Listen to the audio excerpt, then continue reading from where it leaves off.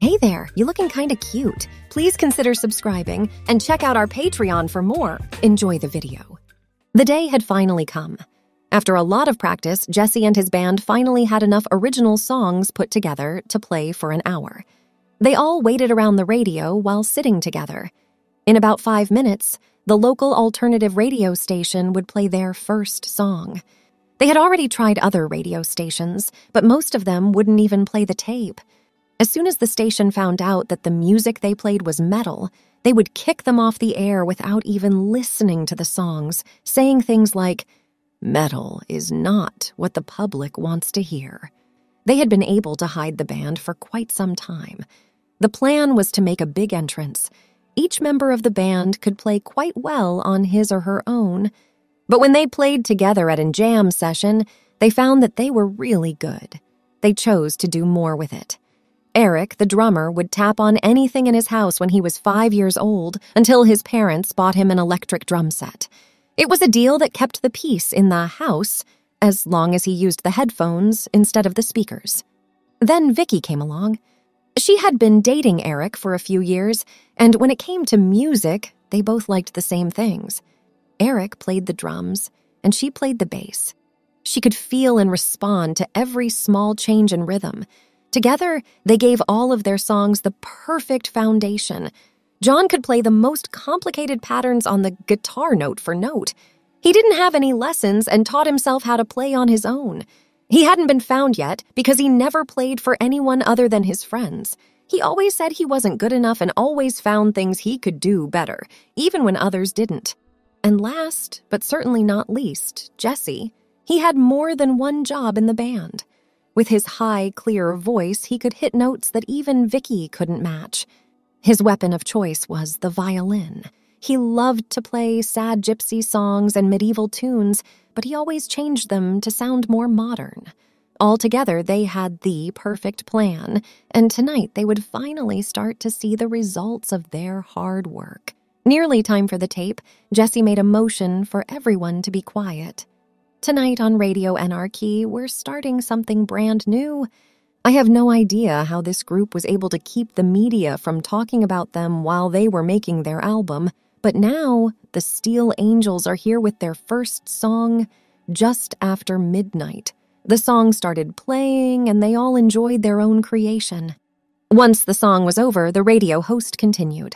"I'm almost sure we won't hear from Jessie and her Steel Angels again for a long time. Just remember that Anarchy Radio was the first place you heard about it." Eric snickered. Steel Angels? Jesse, should we know about anything?" Jesse tried to speak up, but he soon realized that they were just making fun of him. "Oh, just stop. We'll figure this out in the morning." But for now, they played our song on the air and liked it. "Let's party!" Jesse slowly wakes up as the alarm clock chimes and moves around the room. Ring. Confused, Jesse looks at the clock and only then realizes that it's not the clock that's going off, but the phone. He answers the phone while still half asleep.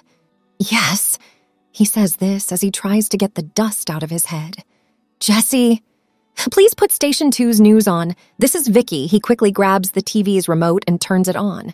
After a few seconds, the screen lights up, and Jesse hears his own voice singing on the TV. This new song by a band called The Steel Angels that no one knew about before has taken over the town. Since their first performance yesterday at Anarchy Radio, people haven't been able to stop calling to find out more about the band. People are saying that Jessie has the best female voice in this kind of music, even though she has only been singing for a short time. Jesse turns off the TV because he is confused. "Are you there still?" Vicky asks. "Huh? Oh, yeah, I'm here. What went wrong? Why do they think I'm a girl?" "Well, I think your voice is the most important thing. You have a beautiful voice. And for a man, it's pretty high. It doesn't really show when you talk, but if I didn't know you and heard you singing, I might have thought the same thing. And even the fact that your name might be short for Jessica doesn't really help. But right now, we have to decide what to do. In an hour, I'm having a band meeting at my house. Could you come?" Jesse picks up the clock that had fallen into a corner of the room to see what time it is. "Yeah, I'll make it. At 11, I'll be there." Jessie arrives at the meeting. Okay, Jessie, don't take this the wrong way, but the problem is that we've become so famous in just one day that it will be hard to tell everyone you're not a girl. We'll put aside for a moment the fact that it would hurt our reputation as a band. You are more important to us. But how would that affect you? There will be talk about you. We might be able to make it right, but is that what you want? Even though I don't want to admit it, you are right. Jessie does sit down with a sad face. Just when we were getting close. Vicky, I'm not sure if I like the way you're looking at me.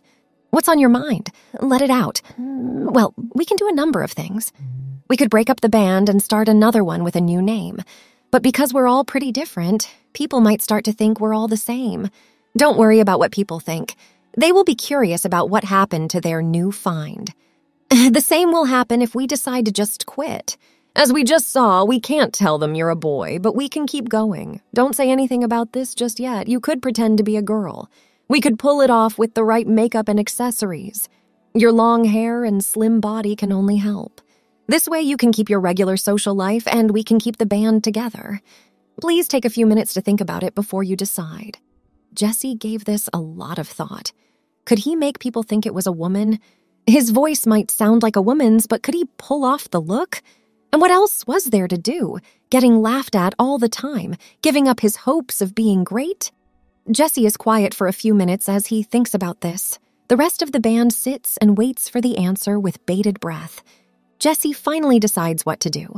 I'm willing to try it as long as two things are true. The first is that I have to look like a girl in every way. If we can't do that, I won't do it. I don't want to take the chance of this getting out. Eric, John, and Vicky all nod to show that they agree. Certainly, that makes sense. What about the second part? John asks. It is the most crucial part. No one besides the four of us gets to know about this, and I won't take any jokes about it. And I'm not making this up. I'm already worried about this, so don't bother me about it. I'm doing this as much for you as for me, so don't even think about having fun. Eric looks down at the ground and gets a little red in the face. Sorry about yesterday, man. I promise. I only said that back then because I had nothing else to say. You got my support. John and Vicky agreed. I can't believe this is what you're doing. If that happened to me, I'm not sure I would have the courage to do that. I won't make fun of you, I promise, said John. Eric and Vicky both said they would do something. Then we should help you get ready, said Vicky. I have been asked if we would like to come in for an interview. I said I'd talk to the others first. They gave us a number they could use to get in touch with us. We will only do this if you, Jessie, think you are ready. Today? I don't think I'd be able to deal with that. First, let's see what kind of magic you can do. Then we'll decide what to do next. After 2 hours, Jessie was the one in front of the mirror. He kept making sudden moves to fool the person behind the mirror because he couldn't believe what he was seeing. It was really him. There was a beautiful woman standing in front of the mirror. His long hair was put into a ponytail after a lot of fussing. He was used to putting his hair in a tail, but this time it was almost on the top of his head. With some mascara, blush, and lipstick, he looked like a completely different person. What used to be a baby boy face was now a picture of beauty. Jessie just stood there and stared for a long time, looking for his old self. Slowly, he started to see familiar things. His face shape stayed the same, but every part of it now had a more feminine look. He didn't need any padding in the dress he was wearing. The shape of the dress gave the impression with just the right amount of curves. Overall, the effect was very impressive. You can come in now, John and Eric. Vicky spoke up. Both walked into the room, and they were as out of breath as Jessie. Is this something funny? Where did you leave Jessie, and who played his role?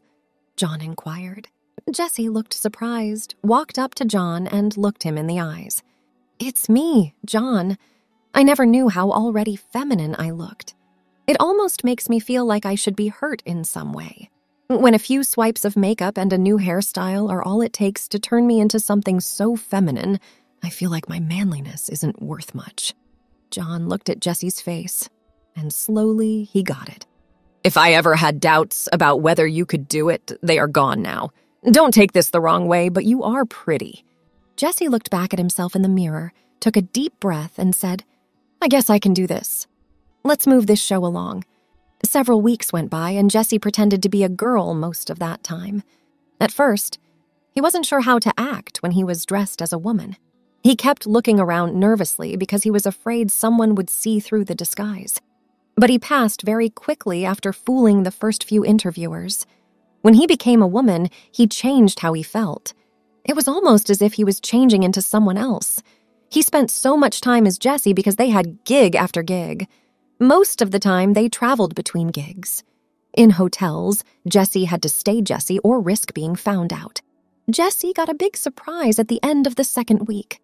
"Do you want to go to dinner with me, Jesse?" John inquired. Jesse thought at first that he was playing a joke on him. He was about to remind John of the 2 rules when he saw the look in John's eyes. John was completely honest, and his eyes looked like he was in love. "John, what's on your mind? You really want to go out with me? Don't ever forget that I'm still a man, no matter what." John was confused for a second, and then he started to redden a lot. How could I have ever forgotten that? Why did I do that? "I'm sorry, Jesse, but you've been acting like a woman for so long that I forgot you were ever a man. I don't understand this, and I forgot all about it." Just then, Vicky came in. "I've got some good news for you, girl." "Oh, John, did you already ask her?" "Anyway, it's great that you're here too.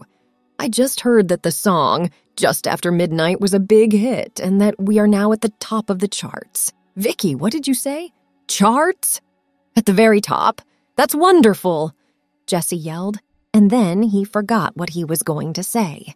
"Yes, and that's not all," Vicky went on. "We've been chosen to do a live performance that will be shown in more than 90 countries. We'll be known all over the world." Jesse is so excited about the news that he forgets that his friends seem to have trouble remembering his real gender. The big night had finally come. They were all ready to go and set up on the stage. On the other side of the curtain, an announcer said, "And here they are, the newest rock and metal sensation." Within just 2 weeks, they were at the top of almost every music chart in the world. "Give Jessie and her Steel Angels a big hand, ladies and gentlemen." The crowd went crazy, but the band couldn't see it yet. Slowly, the curtains came down, and the crowd's cheers almost drowned out the noise. Then, as Eric and Vicky play the first notes, the noise starts to die down, and finally stops. As soon as John starts his first solo, the crowd cheers and whistles again. John plays a very fast, happy tune. Jesse plays the violin with him but stays in the background. He looks out into the crowd and sees that the first few rows are full of teenagers in love. During the interlude, John speeds up the beat even more, and Eric quickly follows. Still, Jesse stays in the background. Then, when it's time for the refrain, John and Eric slow down, and Jesse's violin takes over, playing a wailing melody to go with the refrain. John takes the lead once more. The theme he plays is still the same as before, but there are some changes here and there to show that he is losing control. Then, while John is still doing his part, Jesse starts to notice that something is wrong with his body. His skin seems to tingle and change. He focuses on the song again, just in time to sing the next verse. Here, John keeps playing the happy fast tune he played earlier, while Jesse's violin starts up again and plays a slow lament. Jesse was still thinking about her body. He thought that some of the padding had gone away, but when he looked, the dress still fit him perfectly. John's happy song gets quieter as Jesse's violin starts to play faster. With the speed comes a theme that is angry and full of rage. John's guitar playing gets less happy as it goes on, and it starts to sound more surprised.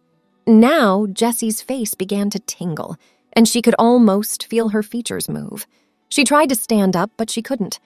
Still playing the violin, Jesse changed the angry melody to one of sadness. John's guitar was almost completely silent at this point, and Eric's drums and Vicky's bass did most of the backing. Jesse, on the other hand, was still hypnotized by her body, and now his bones seemed to move around. John picked up the pace again until he could play the same notes as the violin. Together, they played a sad duet about a young person who had died. Vicky plays the party theme softly in the background, as if life were still going on somewhere else. Jesse looks down for a second, and sees that her body looks completely feminine. Jessie got her solo at the end of the song. Her bow moved around on the strings as she played with everything she had. People in the first few rows had tears running down their faces, and Jessie's own tears were also falling, because she no longer felt like a man. She was now a woman in every way. When they were first announced, the crowd made a lot of noise, but the cheers they got now make that seem like nothing. After a while, the crowd went quiet because Jessie said she had something to say. She moved forward a few steps and said, "Thank you all. It was a huge pleasure to play for you all tonight, and thanks for having faith in us. If you hadn't, I wouldn't be here. We would never have been here. Everyone, thanks." The crowd again brought the house down as the curtains slowly went down. Thanks for watching. Be sure to check out Patreon for a lot more content and early access to YouTube videos.